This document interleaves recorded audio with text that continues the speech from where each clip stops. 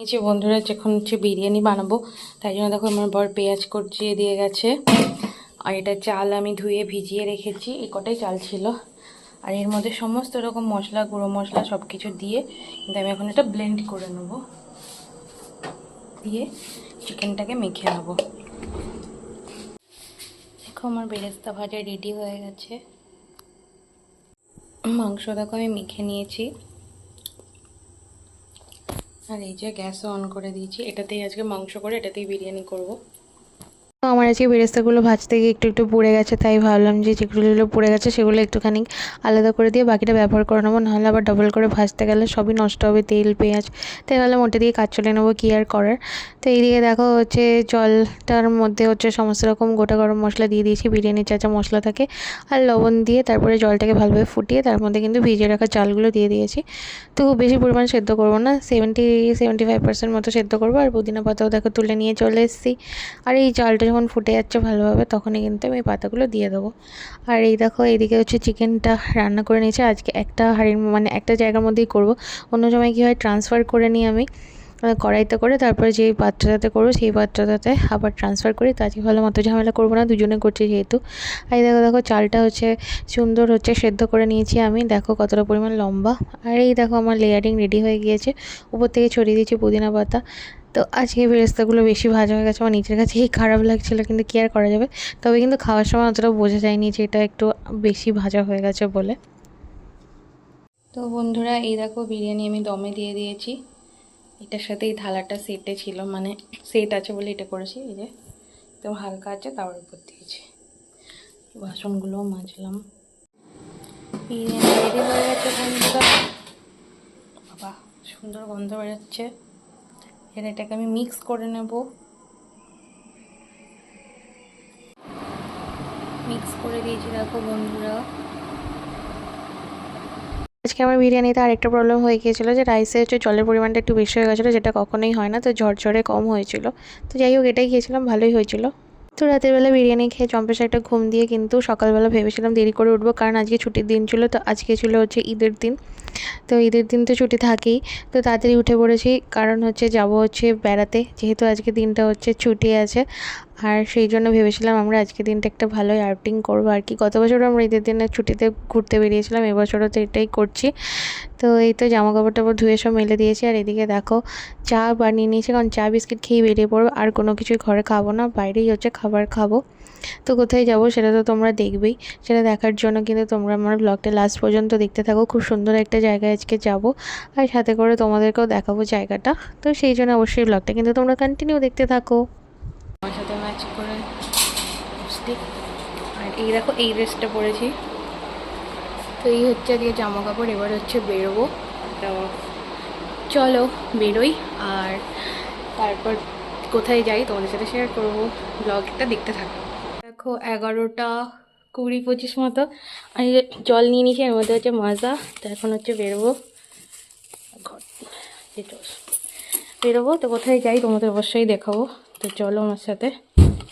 বেরিয়ে পড়েছে। তোমাদের আগেই বলেছি আজকে দিনটা ছিল ঈদের দিন। আর দেখো রাস্তায় প্রচুর লোকজন, কারণ এই যে জায়গাটা দেখছো এটা একটা গেস্ট হাউস মতো, মানে ভেতরে বসার জায়গা, দোলনা টোলনা এই সমস্ত আছে, আর অনেকটা বড় জায়গা। তো কোনো অনুষ্ঠান থাকলে যেদিনই যা থাকে না কেন, তো ছেলেমেয়েরা সব এখানে ভিড় করে, কারণ এখানে আর কিছুই নাই, এটাই আছে শুধু, সেই জন্য এটাই ভরসা, সেই জন্য প্রচুর ভিড় ছিল ওই জায়গাটাতে। তো সেটাই তোমাদের দেখালাম। তো এই তো বাড়ি থেকে বেরিয়ে পড়েছি। তো আজকে আমরা যাব যে তমলুকের রাস্তা দিয়ে, ভেতর দিয়ে, মানে ঘুরে ঘুরে তারপর যাব। না হলে অন্য সময় হাই রোড দিয়েই যাওয়া যেতে পারে, কিন্তু আমরা ভেতর দিয়ে ঘুরে ঘুরে যাব, যেহেতু যে জায়গাটায় যাব সেই জায়গাটায় ভেতর দিয়ে গেলে সুবিধা হবে। তো দেখো এখানটায় খুব সুন্দর একটা ব্রিজ ছিল।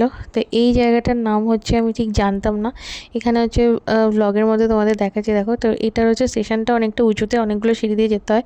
এটা কি সতীশ সামন্ত এরকম টাইপের কিছু একটা নাম ছিল, আমি জানি না এটা। তো আগেও এসেছিলাম এখানে একবার, মানে পুজোর সময় ঠাকুর দেখতে আর কি। তো ভালো ভালো ঠাকুর হয় দিকটা। তো এটা মহিষাদলের রাস্তা। তো এরপর হচ্ছে এখান থেকে আমরা চলে যাব আজকে হচ্ছে গেউখালি। তো গেউখালি নামটা তোমরা হয়তো অনেকেই শুনেছো, তো সেখানেই আমরা আজকে যাচ্ছি। তো দেখো রাস্তাঘাট খুবই সুন্দর ছিল, সেই সঙ্গে দুদিকে এরকম সবুজ ধানের ক্ষেত ছিল, মানে খানিকটা সবুজ খানিকটা হলুদ, খুবই সুন্দর দেখতে লাগছিল, এত সুন্দর লাগছিল কি বলবো তোমাদের। কি সুন্দর, চলো ধীরে ধীরে চলো।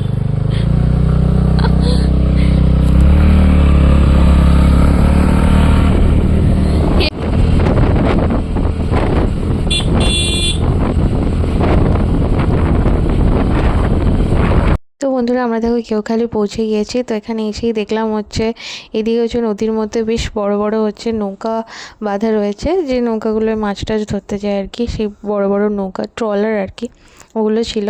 আর এদিকে বেশ সুন্দর, দুদিকে মানে একদিকে পুরো বিরাট নদী, আর হচ্ছে তারপর মাঝখান দিয়ে সুন্দর একদম ঢালাই রাস্তা, দেখতেই পাচ্ছ অনেক চওড়া রাস্তা এটা। তো খুবই সুন্দর লাগলো, মানে জায়গাটা খুবই সুন্দর।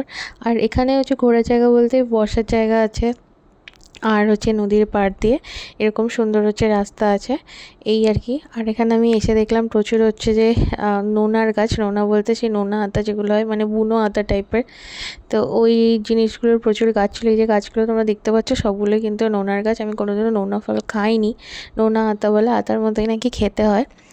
তো ওগুলোই মনে হচ্ছে দেশি, আর এমনি আতাগুলো মনে হচ্ছে বিদেশি, ঠিক আমি জানি না, যাই হোক। তো এইগুলো প্রচুর গাছ ছিল, আর এখন নদী পাড় দিয়ে প্রচুর হচ্ছে ঘরবাড়ি সব, মানে দোকান টোকান। তো আমরা হচ্ছে দুপুরবেলার দিকে পৌঁছেছিলাম, আমাদের হচ্ছে সময় লেগেছিলো কতক্ষণ লেগেছিলো, 2 ঘন্টা মতো লেগেছিলো আর কি, যেহেতু আমরা ভেতর দিয়ে ঘুরে ঘুরে গেছি সেই জন্য। তো এমনি হচ্ছে রোড দিয়ে আসলে, হাই রোড দিয়ে আসলে হচ্ছে অনেক কম টাইম লাগতো। তো তোমরা দেখো হচ্ছে আমরা এবার ভেতর দিকে চলে এসেছি, মানে রাস্তা দিয়ে ভেতরে চলে এসেছি। এখানে হচ্ছে নদীর পাড়টা দেখার জন্য, কি পরিমাণ জল তোমরা জাস্ট দেখতেই পাচ্ছ, আর জলে কি পরিমাণ ঢেউ হচ্ছে সেটা জাস্ট দেখো, মানে পাক দিয়ে দিয়ে জলটা ঘুরে বেড়াচ্ছে। আর এখানে দেখো একদম নদীর সাথে লাগোয়া একটা ঘর রয়েছে। তো আমি এই ঘরের যিনি আর কি একটি মহিলা ছিল, উনি এসেছিলেন বাইরে, তো ওনাকে আমি জিজ্ঞেস করছিলাম যে জল হচ্ছে উঠে যায় না, তো বলছিল যখন হচ্ছে প্রচুর বৃষ্টি হয় সেই সময় হচ্ছে জল উঠে যায় ঘর অবধি, আর না হলে এমনি সময় কোনো সময় জল আর কি ওঠে না। তো এই হচ্ছে ব্যাপার। তো আমার তো বেশ ভয়ই লাগছিলো, একদম নদীর পাড়ে বাড়ি, মানে কীরকম একটা লাগে, মানে জাস্ট নদী আর নদীর শেষ হয়ে যায় তারপরেই ওদের বাড়ি। তো এই দেখো এরপর এদিকে চলে এসেছি, আর এটা একটা মন্দির দেখতেই পাচ্ছ, সেই লোকনাথ ব্রহ্মচারী মন্দির। তো এটার হচ্ছে চড়কের প্রিপারেশন চলছিল এখানে, যেহেতু ঈদের হচ্ছে 1-2 দিন পরেই হচ্ছে চড়ক ছিল, তোমরা তো জানোই। তো এখানে হচ্ছে সেই অনুষ্ঠানেই কিন্তু প্রিপারেশন চলছিল, যেটা হয় আর কি চড়কে, তো সেটাই প্রিপারেশন চলছিল। তো দেখো এই জায়গাটা একটা মানে গ্রামের মধ্যে কেউখালিতেই, খুব সুন্দর, আর সব বক্স টক্স নিয়ে এসছে, বিরাট অনুষ্ঠান হবে ওরা বলছিল আর কি। তো এবারে আমরা এখানে যে এসেছিলাম, তো আমাদের কাছ থেকে কিন্তু এরা চাঁদাও নিয়েছিল, তো আমরা চাঁদাও দিয়েছিলাম, আর সেই সঙ্গে কিন্তু ওদেরকে বলছিল যে আসতে, যাতে আমরা হচ্ছে ওদের অনুষ্ঠানটা দেখতে পারি। আর এই দিকে পিছিয়ে আসলে দেখো একটা হচ্ছে শিব ঠাকুরের মন্দির রয়েছে। তো এখানটা মানে খুবই সুন্দর জায়গাটা, একটা নদী পাড়, তার উপরে এত সুন্দর হচ্ছে মন্দির রয়েছে, মানে এখানে এসে বসে থাকার জন্য খুবই সুন্দর একটা জায়গা, খুবই মনোরম পরিবেশ, মানে খুবই আরাম লাগবে আর কি বসে থাকলে, এত সুন্দর হাওয়া ছিল নদীর পাড়ে, তোমাদের কি বলবো। ওই যে দেখো নোনা পারবে, পারো না ওদের কাছে।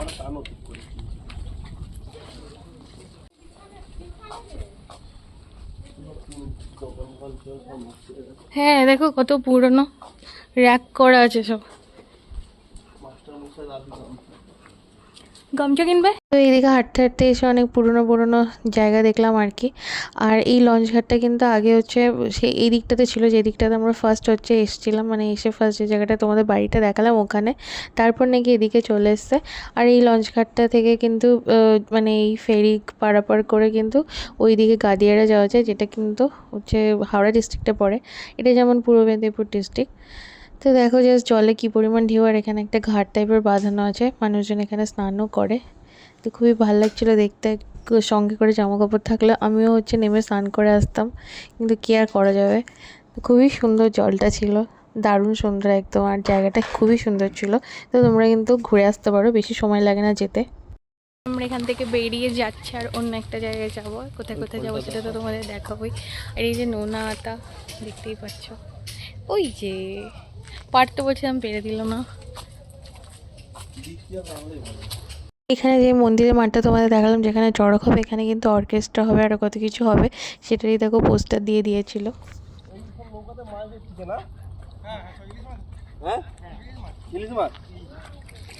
উঠবে কখন ওরা নিয়ে কোথায় এদিকে আছে?